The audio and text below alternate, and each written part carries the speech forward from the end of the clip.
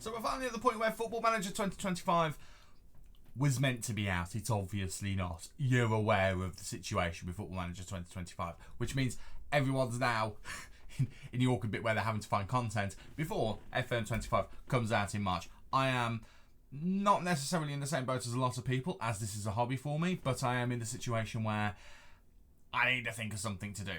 And I've already thought of something to do because I've already mentioned it on the channel. We're going to be doing a series that I did on FM23, which we did towards the back end of that. Makes sense to do it on this one. We were going to save it for FM25. What's the point at this point of doing that? So we're going to be doing MyCareer. And what exactly is MyCareer? Well, that's a very good question. I've got a handy little list of rules that we're going to be using to explain exactly what it is. So MyCareer is my kind of hybrid version of both a Journeyman and a Road to Glory. So how it will start is we're going to be picking a club at random in National League North or South in the English tier system. I've debated whether I should go lower down than that, but I think we've only got a set amount of time between now and when FM25 comes out. I want to finish this save before FM25 comes out. It makes sense to do something where we're going to be able to get it done. If we go any lower down, we risk it being a bit too long. So we're going to go for this. If you've watched other similar kind of saves, I imagine you will have done if you found my channel, by the way. If you've watched things like Lelujo's Non-League to Legends, you've got parts of Prem from Work the Space, saves like that, it's going to be a similar flavour of that. I'm going to try and put my own spin on it a little bit, but it's going to be similar to that. We're going to be starting at the bottom of the English system in Football Manager by default. We're not going to go lower than that. We're going to work our way up. But what exactly is the save going to entail? Well, as you can see, as we mentioned before, the first club will be decided at random. Once we've joined that first club, it's kind of up to us what we do with it. Do we want to stay and do we want to do a bit of a kind of a Road to Glory kind of save as opposed to a Journeyman? Do we want to try and build them up as high as we can? Or do we want to decide to move on when the time is right? Maybe we get a couple of promotions, but we start to notice that things stagnate and we start to think maybe we should be looking somewhere else, and just so happens another club decides to come in for us. What's the harm in interviewing? And if we go there, we go there. I think we ended up with 5 or 6 clubs in the FM23 version that we did of this save. So that's basically the way that it's going to work. We can decide to stay at a club if we want to, but there's no obligation. And hopefully that means we can do a little bit of globe-trotting. And in the interest of realism, we're going to be trying to make sure that we rely on the resources in the game as opposed to resources up here or on the internet. So if we're hiring players, if we're hiring staff, we're using scout reports, we're using job adverts, we're using recommendations from agents, from staff members, from scouts, from anyone. We're using director of football, but we're not using player search. We are making sure that if we sign a player, it's because someone has given that information to us and we've made a judgment on it. That essentially means that any information we have outside of Football Manager, we will try to discard. So if I know that there's a good player on FM, I can't sign that player even if I know that they'd be available unless they come up on a scout report. So for example, in my Deportivo save, we signed Eliawahi, who I had previous with. I signed him, to be fair, because he came up on the scout report, but I also did have him in mind anyway to a degree.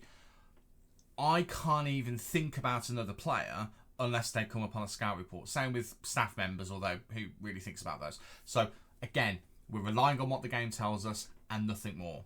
Now, if you've watched any of my content, you know that I actually do my own training, but we can't do our own training, at least not to begin with. We are not going to do our own training until we have achieved a Continental Pro license. As I said before, we're going to be starting with probably the recommended coaching level for North and South. We're not going to be starting with the Continental Pro. We're going to work our way up to that badge in the save, and once we get to that point, we can start looking at our own training. But until then, we're relying on our staff to do it, and that is going to be really, really painful for someone who likes to do their own training. But what is the aim of the save? Well, the aim of the save is quite simple. We are looking to start at the bottom of the English tier system on Football Manager and work our way to becoming a Champions League winning manager, which is very, very doable. It's not 100% certain. There's a lot of things that have to go your way, but we're going to be looking to do it in a not too ridiculous amount of time. And the aim is to lift that trophy and hopefully be considered a bit of a legend at whatever football club we end up winning it at. Now that club might be big, that club might be small. In 2023, I took Southampton to the Champions League, but I failed to do so at Chelsea and Manchester City. So will we win it with an established club? Will we win it with an unfancied team? Again, did it with Southampton. I've not long won, if you haven't watched Deportivo, spoilers, I've not long won the Champions League for the second time with Deportivo La Coruña. So it's a bit of a mystery as to who it will be, but we'll see. That's the fun of it. Can we build someone up to get to that point, or do we take someone up with the tools already to do it, and do we win it with them instead? That's the fun. But either way, that's the objective. Or at least that's the main objective. We do have a bonus objective, which I did put in the 2023 version, but we didn't get very far with it. As I mentioned, we won the Champions League with Southampton. We then tried to win it with Chelsea, but failed. And then we tried to win it with Manchester City and failed as well. So, why was I pushing for that second or third Champions League? Well, there's a very good reason, and that's because in football, there's only 6 managers who've won the Champions League with more than one club. They are Carlo Ancelotti, Real Madrid and AC Milan, Jose Mourinho, Inter Milan and Porto, Pep Guardiola with Barcelona and now Manchester City. Then we've got Otmar Hitzfeld, Jupp Heynckes and Ernst Happel. I don't really know much about those guys. I'll be honest with you, this came from Wikipedia, but I know those guys won the Champions League with more than one club. All of them have won the Champions League multiple times, but with 2 clubs. The bonus objective for us is we're going to try and win it with more than 2 teams. So if we can try and get it, that first one in as quickly as possible, that gives us more time to go to another club and try to win it there. Again, when we won the Champions League with Southampton in FM23, we immediately looked for a bigger club to move to, so we could try and replicate that quicker and sooner rather than later. And again, with Chelsea and Manchester City, it was a struggle. I think with one of them, we actually got to a Champions League final again, but we lost it. So we weren't able to get more than that one Champions League victory, which shows that that is going to be a bit of a difficult challenge. But the biggest question we now have to answer is, who are we actually going to be playing with as our first club? So I've got a lovely wheel of names set up here. I've got a wheel of names which will have both North and South National Leagues, and then I've got one extra one for the North and one extra one for the South. So we'll have a look and we'll see which ones we go. But before we can go to either of those, we need to see which one we're going to end up with. And it is going to be National League North. I thought it was going to end up on South then. Now, North is interesting because I'm from the Midlands. North tends to have the Midlands clubs in, so it's going to be very, very interesting to see whether we get a Midlands club. So that will be, let's have a quick double check. Darlington and Kidderminster. Yeah, so this is the North wheel. Obviously, if we went to the South wheel, you can see we've got all of the other clubs here. So we're going to be going to the North. There's a lot of clubs on this list, 24 to be precise. Deep breath, everybody. Let's see who we're going to be managing for Club 1. I've got no preference here whatsoever. I don't really know much about National League North either, so I don't know which teams would be good, which teams would be bad. And I've got no idea whether Spennymoor Town are going to be any good, but they are going to be the first club that we are going to be starting with here on FM24's My Career. That should have been FM25. And here we are in FM24, and here we are with Spennymoor Town in the Vanarama National League North. So they're a semi-professional side. They've got a local reputation. Their nickname is the Moors. The owner loves the club, apparently. They have Brewery Field, which has a capacity of 3,500. Only 753 seats, though. So if we decided we wanted to stay with Spennymoor, there's a lot of work that needs to be done. Basic facilities. They're in the UK and Ireland region, as you probably already know. And they're predicted to finish 7th. So they've got something about them, obviously, if they're predicted to finish 7th. So that's fantastic. So what we're going to be doing is we're going to be making sure that we are doing everything suggested for what Spennymoor would need. So it's recommended National A licence for the badge. It's not the lowest. We could obviously go with no badges, but for this level, we'll stick with what the game suggests. And also, it just suggests Sunday League footballer. There's nothing lower than that. And I'll be honest with you, I am lower than that in terms of my footballing experience. So we'll go with that. We'll pretty much leave this almost as it is. I have already kind of skewed this manager profile. I did kind of a dummy run of this part of it. And I kind of skewed it towards these attributes. It's not really done a lot, to be honest with you. But I will just add these extra attributes somewhere else. We'll pop that onto set pieces. We'll pop that onto tactical, and we'll just go with that. I think that's going to be the thing to do. But here we are at Spennymoor Town, and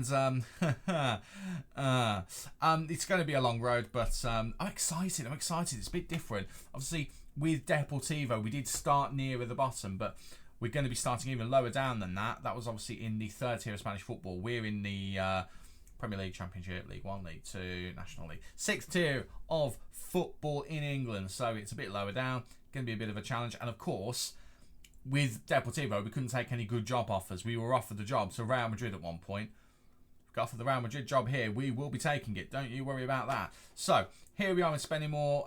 Ira has been raised in the world of football at the appointment of the inexperienced 32-year-old. Wish I was still 32. Plenty of questions.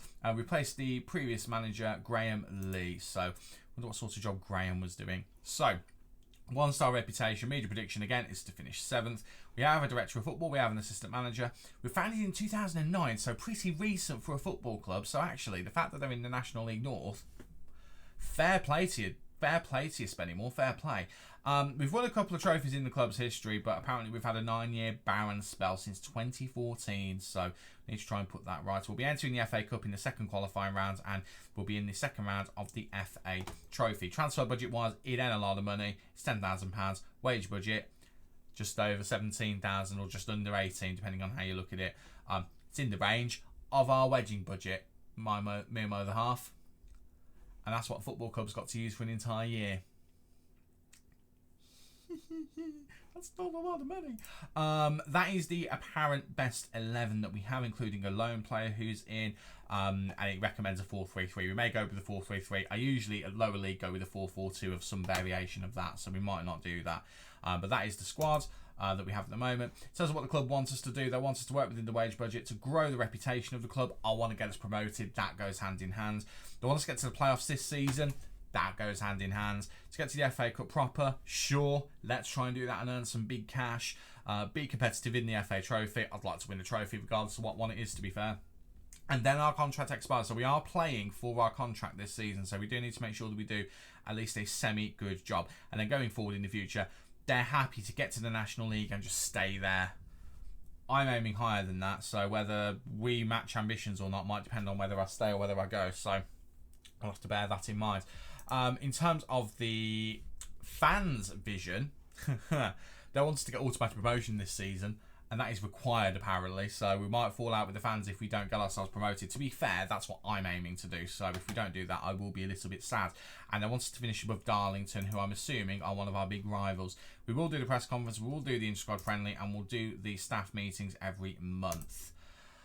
Well, hello and welcome to Spennymoor. This is a club that I've never even looked at touching before, so this is why I love this save. It means that we can do things like this. So, in terms of the squad, what have we got to work with? We have got a squad of, I've not really had a look at this squad properly yet. We've got a squad of 27 players. However, there's a few of these who are really poor. I'm assuming that they're in the squad because we don't have an under 18s or an under 21s. I'm assuming. Okay, so no, we've got an under 18s, it's the under 21s we don't have. That makes sense with their age, actually, because they're all 18. So we do have an under 18s team who have got a couple of players with potential, actually. So this guy's on the loan list. I mean, we could bring them up to the first team, but I think, yeah, we just loan those guys out. These guys are all trash, but they're at least a squad. So we might move those guys on here at the bottom. They're worth absolutely nothing, but we might just move them on and get rid of them. Or, to be fair, they're on that $5 a week. We might just loan them out, get a bit of experience, and then we'll sell them on if they get some value. In terms of the quality of the squad, the best player is this guy, Nathan McGinley, who is a defender, I think. He is a defender, but is he a centre-back more, or is he a... Why are you doing that? I want to get to you. There we go. Let's change you to positions. Just have a quick look. So he can play as a centre-back. He can play as a left wing-back as well. He's more of an inverted wing-back. Not in National League North, you're not. You're either a left-back or you're a centre-back. None of your fancy invertedness, sir. None of your fancy invertedness. He's a left-footer. He's not particularly quick, but he's a tall lad as well. I mean, he's not very good in the air, but he's tall. I am debating whether do we play him as a left-back or do we play him as a centre-back. I don't know. I'll have to have a think about him. He's a bit of a paradox, actually. I'm not sure about him. Next best player is a 34-year-old Glenn Taylor, who's a central striker. Finishing's actually not too bad. He's not very tall though, but he is 6'3", so could be a decent target man. He's down as a poacher though, so we'll have a think about him. He's a good free kick taker as well, actually, so he'll be handy to have. Next good player is a goalkeeper, which is a really good player to have. He is Jonathan Mitchell. He's a very good goalkeeper compared to the rest of the squad. He'll be fine. He'll do a decent job. 6'2" as well, which I like. Ben Beals. I just made his surname up. We can't even see his name now, actually. But he is another central defender who's apparently decent. He is 20 years old. He's going to have room to grow as well. He's the second best defender at the club. And yeah, we're going to be holding on to him for dear life. Although his tackling, not particularly great. And apparently he can play as a striker. I love non-league. I absolutely love it. Isaac Fletcher is the next best player. He's a Mazzala, apparently. I don't think I'd be giving myself any kind of titles of the position I play if I was in non-league, but there we go. I'm a different person. He's apparently the next best player. Doesn't look very good, but again, we're in that region where no one looks very good, so he'll be a good one to hold on to as well. The good thing about some of these guys is as well, they've got a little bit of value if we do need to move someone on. I mean, Nathan McGinley, I mean, I kind of want to move him on because I don't really know if I like his kind of stats for his attributes for his positions, if I'm being honest with you. We've got a good squad to work with. Ignoring these guys, it's about 21, 22 players. It's 27 including them. It's a good base to work with. Obviously, what I'm then going to do is I'm going to look and see what we can get in. Now, in terms of money, we haven't got a lot of it. 10 grand and £600 a week available. If I go into the meeting and we've already looked at all of it. Let's just confirm it. Let's go through to there and let's confirm that as well. We were happy with all of those. If I now go into here, I should be able to amend this. So what we'll probably end up doing, rather than having any kind of transfer budget, is we'll just move it all over to there. It doesn't give us much more in the wage budget, but it gives us a little bit more. And bear in mind, actually, in terms of the highest wages, we have got a few players who are on over £1,000 a week, but we've got a good kind of roster here who the maximum is £800 a week. So we could probably bring in one or two players to fill gaps in. We've already got a decent squad, actually, so we might not necessarily need that many players. I mean, players who are 2.5 star or more, we've got 16. One or two more of that quality, I'm quite happy with what we've got, if I'm being honest. I think we can work with that. And if we did want to raise some money, again, Nathan McGinley, he's a high earner. He was worth a decent amount. We could move him on. 33-year-old Glenn Taylor, we could also move on as well. In terms of the balance of the squad, we've got a lot of goalkeepers. Let's get one or two of those out the door. That feels like a good plan. Defender-wise, it looks like we've got a couple of centre-backs. One of them's trash, though. But we've got a couple more as well. Do you know what? Looking at the balance of the squad, it's not too bad. But again, these kind of greyed-out stars are a bit concerning. So I think we need to get those out as quickly as possible. They're all available for loan. I'll happily loan them out. JJ Hopper, Glenn Taylor, striker-wise. I mean, we've got a couple of players who can play as strikers who are not too old. This guy could be a little bit of a superstar for us. Will Harris, currently a 3-star target forward, could end up being 5-star potential for this level. I think we need to hang on to him for dear life. And maybe we move on. Someone like JJ Hopper, maybe? JJ Hooper, rather. Getting all of the names wrong. Although he's got decent finishing, 6'1". He's not the quickest. I mean, he's got a little bit of strength, though. He could be worth hanging on to. Maybe we move on Glenn Taylor. As good as he is, he ain't going to be that for very long, is he? His natural fitness is not high at all. His stamina is not the best. Not very quick. But those free kicks, I'm just thinking those free kicks, he could be a handy player to have around. I don't know. I don't know what to do. But we'll have a look at the squad. We'll have a look and see what we can do. But we've got a good starting point to move on with Spennymoor. Very interested to see how we go. I'm not entirely sure why the kits are not showing there. I might have an investigate into that and try and work out why and get them put in there. But I'm excited to see how we do. Brewery Field, again, not many seats, but it's got a decent amount of space in there. An estimated value of the club is 203k, so hopefully by the time we actually either finish the save or leave here, we'll have increased that. But again, rivalries to look out for this season. Fierce rivals, Darlington local, they're in the same league as us. Also South Shields, I think, are as well. They are indeed. So we've got South Shields there, we've got Darlington there, and if we have a look at the season preview, how are they meant to finish? So Darlington are meant to finish kind of mid-table, and South Shields are as well, so we really should be beating those. In terms of any players in the 11, for the Dream 11, I don't think we've got anyone. I don't know any of the names yet, to be fair. Nathan McGinley's the first one. He's our best player, so yeah, he's not in there. We've got no one in there, but we're just on the kind of the cusp of it. We have got a couple of players on the additional list down at the side here as well, though. So we know we've got a decent team. Right, I'm going to go away. I'll get some batteries, And I'm going to start playing through until we get to the first game of the season, which is against Kidderminster. So we will come back for the game against Kidderminster and the game against Peterborough Sports. We'll see how we get on in those games. We'll see what we're looking like in terms of the squad and the tactics. And hopefully we can get off to a good start for the season. Thank you so much for watching. If you've enjoyed this introductory episode to the new save of My Career, don't forget to leave a big like on the video for me. And do not forget to subscribe as well. It's completely free to do so. You'll put a big smile on this face right here. What's not to love about that? I've been Stu. You guys have been awesome. And I'll catch you in the next video. Cheers.